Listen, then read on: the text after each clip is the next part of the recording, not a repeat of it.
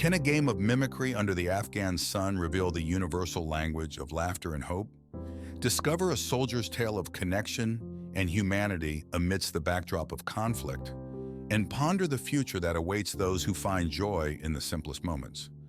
As an infantryman, I had plenty of bad experiences in Afghanistan.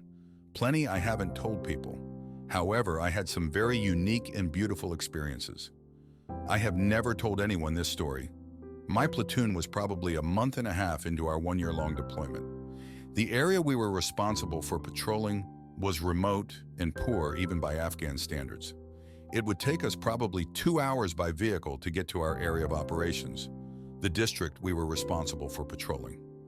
That was just getting to it, not including the farthest villages in the district we were responsible for patrolling. Since it would take us so long to get there, we would drive there and then set up shop in this abandoned school for 2-3 days and run patrols out of there. One day we returned from our regular day patrol. We had a couple hours of downtime before we would set out for our night patrol. It was late afternoon, early evening, and I was sitting outside under the Afghan sun with my body armor on, but no helmet. Just taking in the scenery. Looking out over the countryside, I saw these 3 girls, probably around 10, 12 years of age, frolicking in a field. Just being young girls, I remember they were dressed in brightly colored dresses and hijabs, one purple and one red. Can't remember the other. They were maybe 150-200 meters away. The scene of them playing in this farm field, with mountains in the background, was a very idyllic setting, so I decided to try and take a photo of them. I had a small case on my body armor with my camera in it.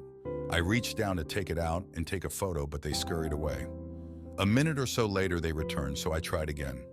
Again, they scurry away. This repeats several more times. I remember thinking, damn it, stay still for a second so I can take a photo. Then I realized they were watching me. They knew I was going for my camera, and they would scurry away when I went for it.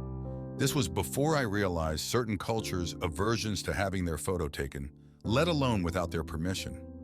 It turned into a game. I would quickly touch my camera case, and they would scurry away, then come back giggling. Repeat. Then they started playing like a Simon Says game with me. They would make little motions with their hands, do the raccoon eyes and whatnot. I would mimic them, and then they would look at each other giggling. Eventually it got dark and they had to leave. I think about those little girls often. It helped realize the beauty in that country. Despite all the destruction and death, that was their home. That is where their lives would take place. What has become of their lives? I hope that they can know some semblance of peace in their lives.